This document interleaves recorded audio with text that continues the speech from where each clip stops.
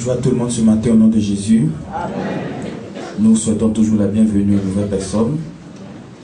Nous allons continuer avec notre test de Daniel 4 de la dernière fois. Et nous allons finir avec notre explication aujourd'hui. Daniel chapitre 4, le verset 35. Le jeudi dernier, nous avions dit que nous étions tous néants devant Dieu. C'est-à-dire, quelle que soit notre richesse, quel que soit notre bien, quelle que soit notre position sociale, quel que soit notre titre, nous sommes tous néants devant Dieu. Quelle que soit la couleur de notre peau, quelle que soit notre race, quelle que soit notre religion, nous sommes tous néants devant Dieu. Quelle que soit la famille dont tu es issu, quel que soit le nom que tu portes, quel que soit le respect que les gens t'accordent, tu es néant devant Dieu. Amen. Amen. Le plus riche de la terre, il est néant devant Dieu. Le plus beau de la terre, le plus musclé de la terre, parce que dans chaque domaine, il y a des premiers. Il y a des premiers. Quand en classement d'argent, il y a un premier qui est là. En classement de nation, quelle est la nation la plus puissante? Les États-Unis. Donc vous voyez que dans chaque domaine, il y a quand même des premiers. Donc quel que soit le rang que tu occupes, Daniel 4, verset 35 dit que tous les habitants de la terre sont néants devant Dieu. Amen. Amen. Moi-même qui vous parle, je suis néant devant Dieu. Il y a une chose que j'aime ce matin, c'est que malgré cette position, si vous voyez que Dieu envoie Jésus sur la terre venir mourir pour nous, c'est simplement parce que dans la création, quand Dieu devait faire le ciel, qu'est-ce qu'il a dit? Que le ciel vienne à l'existence. Qu'est-ce qu'il a dit? Que le ciel soit. Et pour la terre, que la terre. Et pour la lumière, mais et pour l'homme. Et pour l'homme.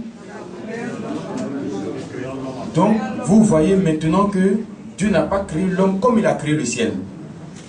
Dieu n'a pas créé l'homme comme il a créé la terre. Dieu n'a pas créé l'homme comme il a créé les animaux. Mais il a formé l'homme. Et en formant l'homme, c'est-à-dire donner une forme, donner une tête, donner des yeux, donner une bouche, donner un ventre, des pieds. Maintenant, il faut que l'homme quand même arrive à se mouvoir. Il faut que l'homme quand même arrive à bouger. Donc Dieu a mis quelque chose en l'homme qui fait que tu arrives à marcher, à bouger. Et c'est ce quelque chose là qui intéresse Dieu. Sinon, ce n'est pas la tête, tes yeux que tu as là qui intéresse Dieu. C'est ce qu'il a mis en toi le jour de la création, hein. Le jour de ta formation, c'est ce qui l'intéresse. C'est ce qui a fait que Jésus est venu sur la croix. Parce qu'en chacun de nous, Dieu a mis quelque chose. Et c'est ce quelque chose là qui fait que Dieu peut penser à toi aujourd'hui. C'est ce quelque chose là qui fait que Dieu peut se pencher sur ta situation, sur ton problème. Amen. Sinon, hormis ça, là, on est néant. On est poussière, on va retourner à la poussière. Gloire à Dieu. Amen. Voilà, donc c'est ce dont nous avons parlé le jeudi dernier, pour ceux qui n'étaient pas là.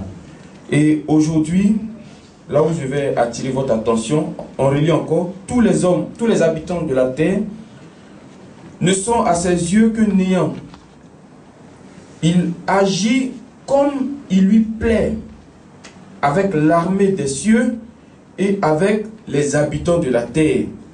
Et il n'y a personne qui résiste à sa main et qui lui dise que fais-tu? Amen. Amen. Donc, ce qui va nous intéresser ce matin, c'est Dieu agit.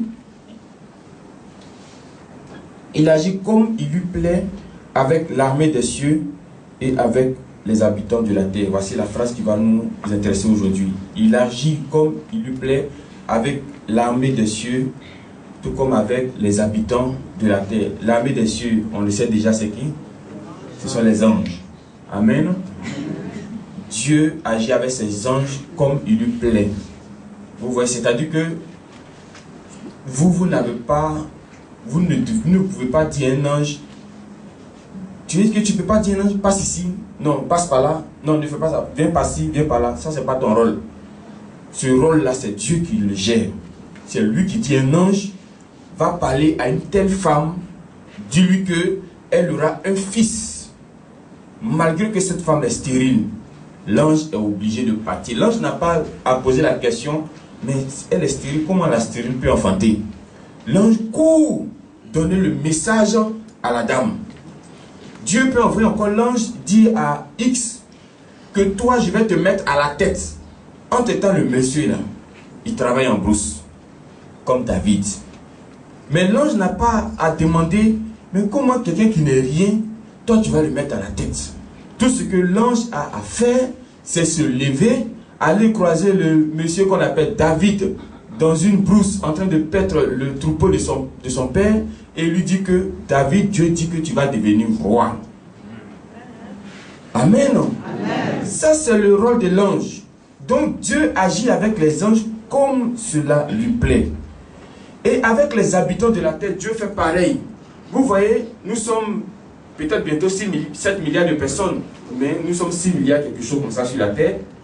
Et les 6 milliards de personnes, là, à certaines personnes, Dieu a donné des tailles, pour certains même 1,70 m, pour d'autres 1,80 m, un autre mec que j'ai vu quelque part là-bas, lui, il a 2 mètres, quelque chose comme cela.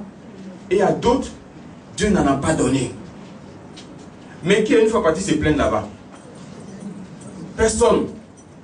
À d'autres encore, vous allez voir que Dieu a donné une richesse pas possible. C'est-à-dire qu'ils sont riches jusqu'à même leur cadavre même est riche.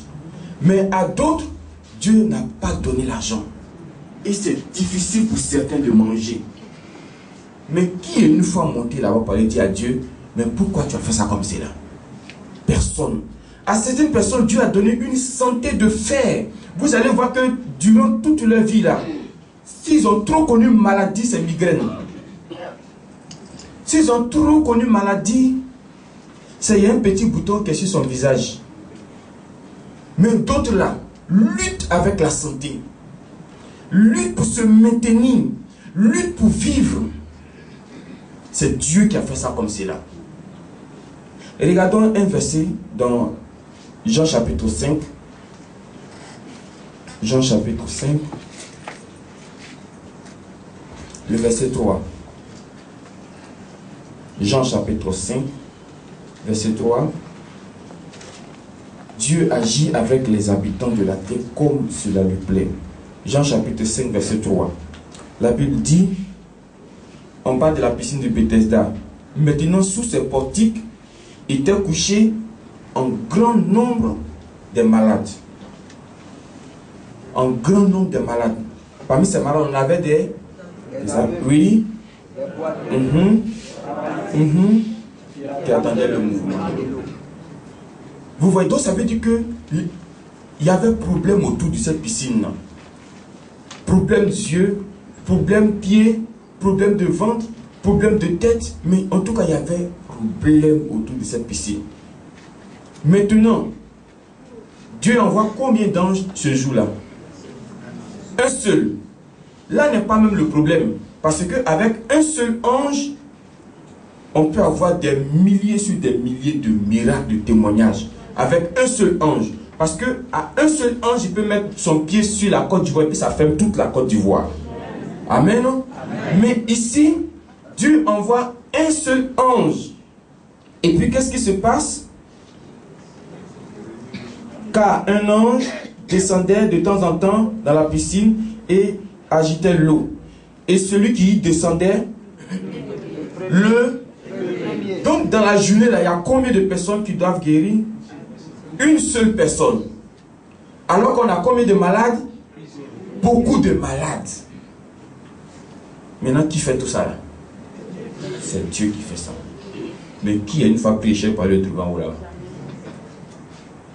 Tu vois le sang de Jésus qui est là?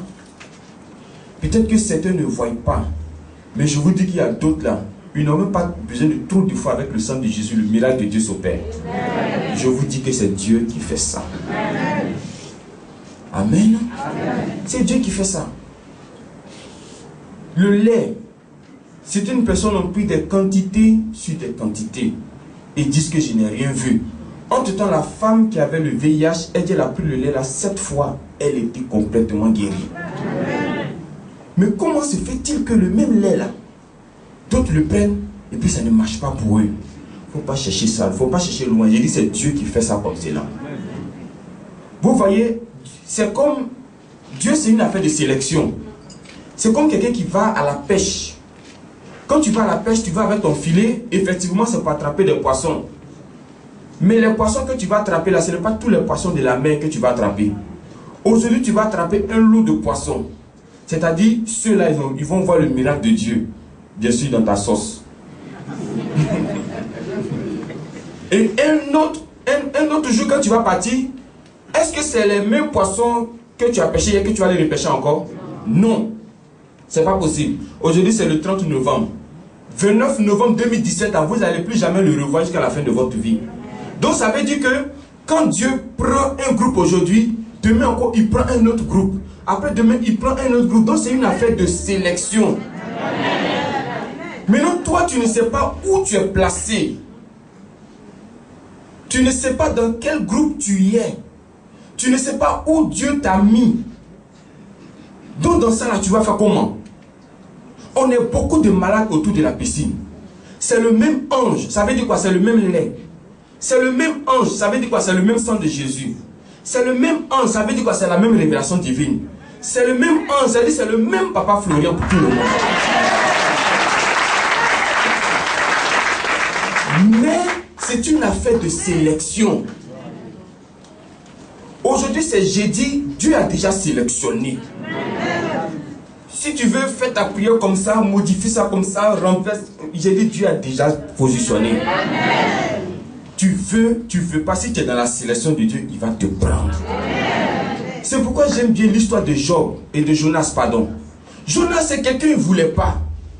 C'est quelqu'un, Dieu l'avait sélectionné, mais il dit, il ne veut pas. Mais Jonas a oublié que dans le même verset de Daniel 4, 35 là, il y a un petit côté là, on dit personne ne peut résister. Il y a vu ça quelque part là-bas. À la main, voilà, ici. À la main, c'est là, machin. Il n'y a personne qui résiste à sa main. Personne. On dit personne. Donc toi, Jonas là, tu ne peux pas aussi.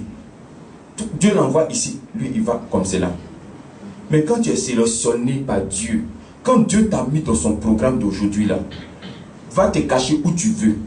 Fais ce que tu veux. Mais je vous dis que Dieu ira te saisir pour que ce qu'il a dit là puisse se réaliser. Donc, puisque vous ne savez pas où Dieu vous a positionné, c'est ce qu'il a dit dans Ecclésiaste 9, le verset 12. Il dit, l'homme ne connaît pas son heure.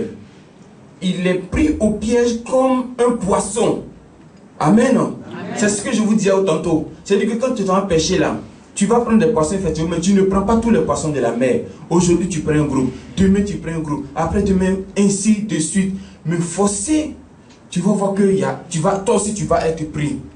Toi aussi, tu seras choisi. Toi aussi, tu seras sélectionné à une seule condition. Il faut rester dans l'eau là. Si tu es poisson, reste poisson. Ou si vous voulez, si tu es dans l'eau, il faut rester dans l'eau là. On ne pêche pas un poisson qui est par terre. On ne pêche pas un poisson qui est dans la sauce. Comme le monsieur qui a volé ce poisson dans la sauce, il s'amène à l'aquarium. Parce qu'ils l'ont attrapé. On ne pêche pas un poisson en dehors de l'eau. Si tu es vraiment un malade, il faut rester au bord de la piscine de Bethesda. Parce que c'est là-bas que l'ange a descendu. L'ange ne va pas ailleurs. Donc si tu veux ta guérison, si tu veux aussi le miracle de Dieu, espérant que Dieu fasse quelque chose pour toi, il y a un lieu où Dieu envoie son ange. Reste là. Est-ce qu'on se comprend ce matin? Si tu es un malade, sois dans l'attitude d'un malade. Parce qu'il y a des malades, mais qui ne ressemblent pas à des malades.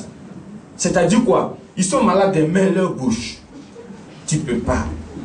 Tu ne sais pas si le malade, waouh, mais il n'est pas vraiment malade. Ils ont un problème, mais tu ne peux pas les attraper. Quand tu es dans le besoin, quand tu as un problème, il faut être dans la position de quelqu'un qui a vraiment un problème. De quelqu'un qui veut qu'on l'aide. De quelqu'un qui veut qu'on prenne au sérieux sa situation. Mais si toi-même tu ne prends pas au sérieux ta situation, c'est comme le mariage. Tu dis, Dieu ne peut pas donner un mariage, mais tu n'es pas un vrai célibataire. Amen. Amen. Tu n'es pas un vrai célibataire. Parce que si tu es un vrai célibataire, tu vas rester seul pour attendre la main de Dieu. Mais le copain, la copine, les copines, tous ceux qui sont là, et puis tu dis, donne-moi un mariage. Il va te donner un mariage là. Comment? Amen. Donc si tu veux le mariage, sois vraiment dans la position d'un célibataire, il va te donner ce mariage. Amen. Donc tout est une affaire de sélection. Vous voyez, parmi nous, il y a des gens qui ne savent pas comment on prie. Il y a des gens même là, la femme musulmane, elle dit, bon, comme mes enfants disent en cas de Dieu de pas faire ça, après ça, comme elle dit Dieu de pas faire. Donc ça veut dire qu'elle-même disait ça comme cela, mais est-ce que Dieu n'a pas fait pour elle? Parce qu'elle était sélectionnée. Sinon, si tu veux dire que non, c'est parce qu'il ne sait pas prononcer, c'est parce qu'il ne sait pas parler, c'est parce qu'il ne sait pas prier, c'est parce qu'il ne sait pas faire ça, c'est à cause de Dieu ne fait pas ça pour moi, c'est faux. Parce que vos enfants qui sont chez vous à la maison, même si l'enfant t'a dit, au lieu de dire une cuillère, il a dit un cuillère, tu vas lui donner. Amen. Amen. Même si au lieu de dire du riz, il a dit la riz, tu vas lui donner. Même si au lieu de dire le foutu, il a dit la foutu, tu vas lui donner. Amen. Est-ce que tu vas contrôler? Non, il s'est trompé ici. Non, il s'est trompé. Comme il devait dire le, il n'a pas dit le là. Vous pensez que Dieu, il a dit orthographe, mais il ne sait pas, Dieu est devenu français. Si Dieu est français là, il y a le moment qu'il ne sait pas parler français là, on va faire comment? Maman, au lieu de mettre le, elle met W-E là. Elle me met la grave même affaire là, mais Dieu comprend ça quand même. Donc ce n'est pas une affaire de je ne sais pas prier. Non, je ne sais pas parler. Ce n'est pas ça. Il y a un seul code qu'on vous a donné, c'est Dieu de Papa Florian. Ça là, ça arrange toutes tes fautes d'orthographe. Ça arrange toutes tes fautes grammaticales. Amen. Les fautes de conjugaison là, ça va arranger tout ça dans ta phrase. Tu vas mettre Dieu de Papa devant, et puis lui c'est le code qui arrange ton français derrière. Que Dieu nous bénisse ce matin. Donc comprenez que Dieu il fait les choses comme ça lui plaît. Toi tu fais tes choses chez toi espérant que ça va marcher. Et puis Dieu vient, puis il renverse tout. Bon, regardez un monsieur comme Job, comme cela là. Il avait une vie exemplaire. Qui n'a pas envie de ressembler à Job? Qui ne veut pas prendre exemple sur Job? Qui ne veut pas marcher comme Job? Dieu lui-même témoigne de Job. Il dit au diable, est-ce que tu as vu quelqu'un sur la terre qui est comme Job? Le diable dit, non, il n'a pas vu. Mais quand même, Dieu a permis que Job soit frappé. Si toi tu es dans la position de Job, là, tu vas abandonner Dieu, je vous assure. Moi-même, peut-être si je suis dans sa position, j'allais abandonner Dieu. Parce que quand tu regardes autour de toi, tu ne sais pas qu'est-ce que tu as fait. Dieu, je t'ai fait quoi? J'ai toujours fait les choses bien. J'ai toujours fait les choses correctement. J'ai toujours fait les choses avec sagesse, dans ta volonté. Mais qu'est-ce qui se passe? Tu m'as pris mes enfants. J'ai dit, Dieu a tué ses enfants, hein. Ce n'est pas de l'amusement. Dieu a dit au diable, il faut faire. Le diable a tué les enfants de Job. Il avait, je ne sais pas, ses 5 enfants, mais combien? Il avait femmes, il avait des filles, il avait des garçons. Imagine que Dieu rentre dans ta maison, malgré que tu as le sang de Jésus. Tu as le lait, tu as tout ça, et puis Dieu tue tes enfants. Toi, tu vas venir ici encore. Il y a longtemps, mais tu as dit que c'est le sang de Jésus qui les a tués. Tu vas dire, est-ce que c'est pas l'air la main qu'on a bu, la main qui a fait ça? Et pourtant, c'est Dieu qui est en train de faire ça comme c'est là. Je vous dis que c'est la cause pour laquelle eux, ils peuvent voir l'ange. Mais vous, c'est un songe que vous pouvez voir un ange.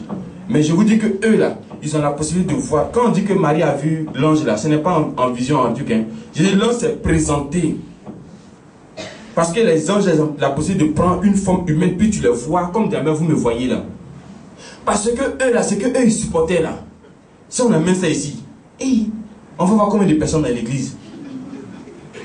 Dieu, il ne faut pas amener ça encore, pardon, on n'est pas prêt. Il a pris ses enfants. Il avait des bœufs, Dieu a pris tout. Et puis, nouvelle vient après nouvelle. Quelqu'un vient, Job, ah, vraiment, tes enfants ont eu un accident, ils sont tous morts. Ah, il n'a pas encore fini de pleurer ça, hein. Ah, Job, vraiment, tes bœufs là, tout est parti, hein. Il y a eu ravage. Ah, Job, vraiment, ta maison que tu as construite, l'autre côté là, ça s'est écroulé, hein. Et puis tout ça, c'est Dieu qui est en train de faire ça comme cela. Mais si vous ne connaissez pas le texte de Daniel 4, verset 35, qui dit que Dieu agit avec les habitants de la terre comme cela lui plaît là. tu vas laisser la main de Dieu. Et pourtant, en laissant la main de Dieu, tu vas te perdre encore plus. Job a dit, c'est Dieu qui a donné, c'est Dieu qui a repris. Je sais qu'au moment voulu, Dieu va redonner ça encore. Et quand Job a traversé ce temps, tout ce qu'il avait avant qui est perdu est revenu, mais en 7. En 7. Vous comprenez? C'est venu en 7. Donc, pour affaire de Dieu là, d'abord, il faut comprendre affaire de Dieu.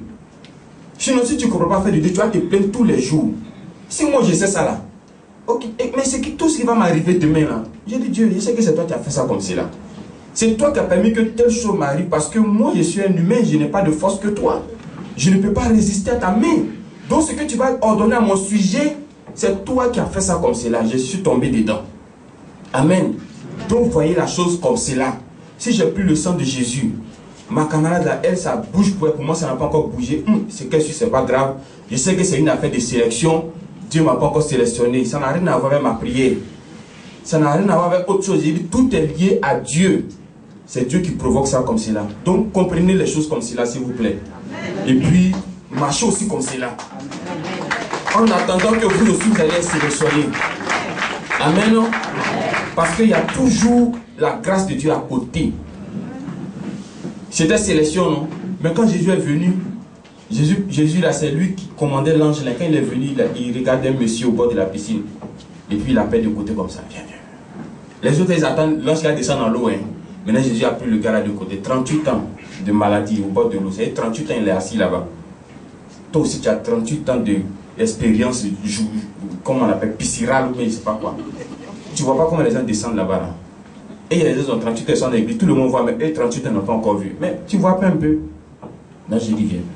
Vraiment, il sait qu'il y a longtemps tu es là. Ben, toi-même, ton année de maladie, là, ça dépasse mon âge. Parce qu'en ce moment, Jésus devait avoir... Jésus a 33 ans, non? Donc déjà, le monsieur, là, il est dans la maladie. Il est plus âgé que Jésus dans la maladie. Il dit, vraiment, toi, tu as trop duré ici. On jette ton cas là. Et moi, monsieur, aussi, mais tu vois, ça me fait un peu pitié. C'est vrai, c'est on doit descendre dans l'eau, mais oh, mais tu veux quoi? Il dit, ah, vraiment, affaire de l'eau là, c'est compliqué. Chaque fois, il descend, il y a un qui descend, il dit avant moi. Dieu, s'il est mauvais, hein, il peut envoyer, l'ange va les toucher comme ça. Toi, prends ta guérison. Prends. Et puis, ils tous sont guéris. Mais Dieu fait ça comme sérum. Vous voyez, sérum, comment ça descend là? Goûte. Il a tout le pouvoir. Ça vous est jamais arrivé de savoir que Dieu appartient à l'eau et l'argent, petit manque d'argent? Où est cet esprit là? Cet esprit, tu es en moi, mais tu n'es pas en moi. Moi, dis l'eau et l'argent t'appartient. Moi, je n'ai pas l'argent dans ma poche. Allez. Dieu, son affaire là, comprenez ça comme c'est là. Jésus dit, bon, est-ce que tu veux être guéri? Au lieu de répondre lui, il dit, ah, vraiment, quand je vais entrer dans l'eau là, il dit, est-ce que tu veux être guéri? Et non, c'est-à-dire que mes parents m'ont abandonné. On dit, est-ce que tu veux être guéri? Tu veux réciter, c'est ce que les gens font ici. Papa Fouran dit blocage de maladie. Et c'est-à-dire que ça fait 10 ans que je suis... Est-ce que tu es dans le blocage, mais tu es dans la maladie? Non, c'est-à-dire que c'est mon frère qui est au village qui m'a attaqué. Bon, si on veut parler, on va pas finir. Que Dieu nous bénisse.